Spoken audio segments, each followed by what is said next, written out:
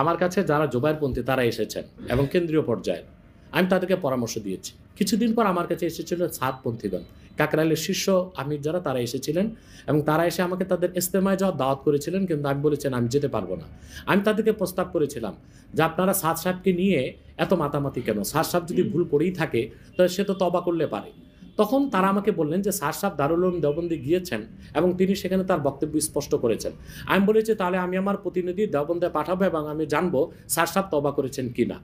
এবং ঘটনাচক্রে গত পরশু আমি যখন রংপুর যাচ্ছিলাম, এয়ারক্রাফট থেকে গাড়ি থেকে নেমে এয়ারক্রাফটে ওঠার সময় আমাকে এক যুবক আলেম এসে আলিঙ্গন করে বলল আমার নাম উসামা। আমি বলছি কে? বলে কাকরাইলের ওয়াসিফ সাহেবের ছেলে, সে একজন মুফতি এবং দারুল উলুম করাচিতে পড়াশোনা করেছে।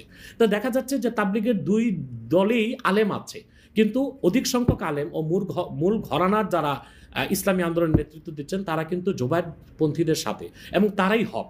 কারণ স্যার সাহেব যে ভুলগুলো করেছে মারাত্মক ভুল, এবং সেগুলোর জন্য তাকে প্রকাশ্যই তওবা করতে হবে। কিন্তু বাংলাদেশে এই যে সহিংসতা সৃষ্টি করছে, এর জন্য আমি নাম বলতে পারবো না, তবে দেশীয় একটা ইন্টেলিজেন্ট ব্রাঞ্চ এবং বাইরের একটা ইন্টেলিজেন্ট ব্রাঞ্চ এখানে ফু দিচ্ছে। প্রিয় ভিউয়ার, বর্তমান তাবলিগ জামাতে বিভাজন চলছে।